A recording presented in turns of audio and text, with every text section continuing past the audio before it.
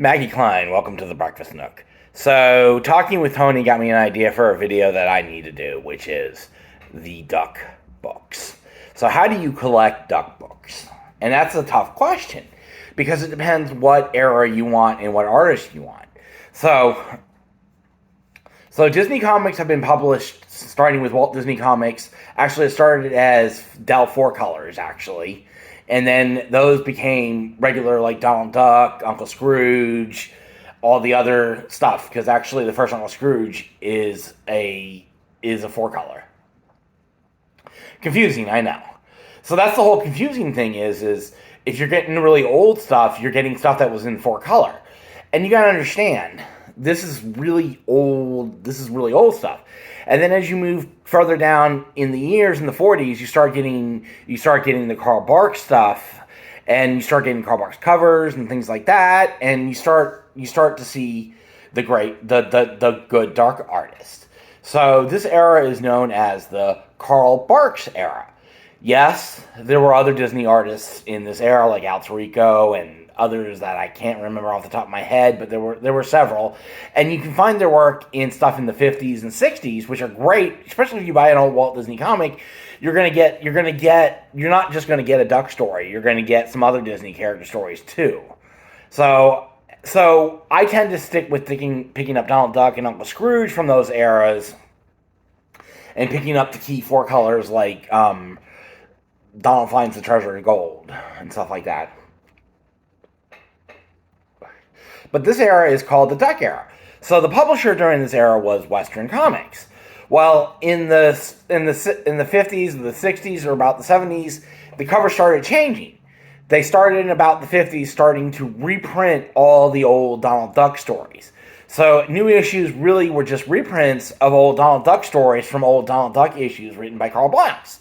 Because here's the thing, as kids age out of Disney comic books, the next generation comes along and they have like 9 years, 10 years of worth of stories that they can market for another 10 years. So you start seeing different covers, and then you get the really ugly covers where it's Gold Key now. It's still Western. Gold Key is a whole different publisher, and they play into this. And by the end, you're getting them in 3-packs at the local Toys R Us, and they're not really selling, and they go under. Well, the Disney books didn't go away. They were picked up by Gladstone. Now, Gladstone initially was doing reprints too, because for obvious reasons, this is when most of the Gen X duck book collectors started to get collecting in this era.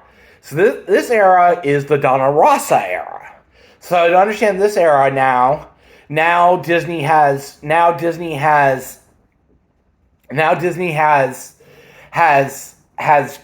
gone forward and basically sold the license to Gladstone Comics. Gladstone Comics starts, and here's the thing, here's the beauty of it all, they kept the numbering the same. So if you collected Uncle Scrooge 1, which was a 4-color comic, but anyways, I digress, $3.95 I believe, and if you collect Uncle Scrooge 300, you can collect a complete run, and they have kept the numbering going even up to this day. It is a secondary number, but we'll get to that in a minute.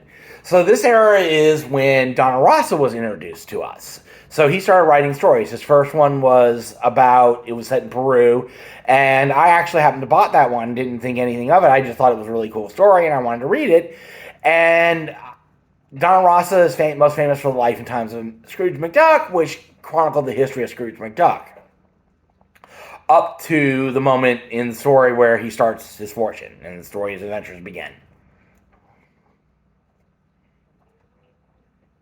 And it's controversial. But Donna Rossa is also huge in Europe. He's not that big here in America because, let's be matter of frank, no one reads Disney books. But Donna Rossa is huge in Europe. I was watching his Facebook feed, and he was showing the lines at all these different conventions he was doing, and they were out the window. But when he goes to a U.S. convention, it's like, oh, it's Donna Rossa. Hey, you can chat with him and stuff. But yes, this is the Donna Rossa era, and then Gladstone went out of business, and Gemstone picked up. Now, Gemstone started publishing from the Italians, and they continued on the Italians into into Boom and then into IDW, and so they continued on pulling from Italian sources and from the European sources for stories, because every once in a while a European story would make its way to America. For example, the one where Huey Louie and Donald go back in medieval times and do battle in medieval times. It was really cool. But really, at the end of the Gladstone era was the end of when Duck Books were good. Gemstone was a vanity project, to be matter of frank, for Frank Geppi of Geppi Comics, or as you know him, the president of Diamond Comics and owner of the Baltimore Orioles, I believe.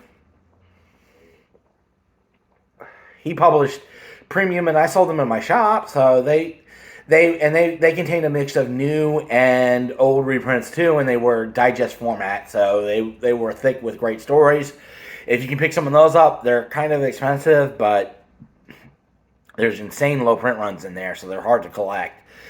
And that pretty much, and then you had other publishers like Boom then picked up, and they gave up, and then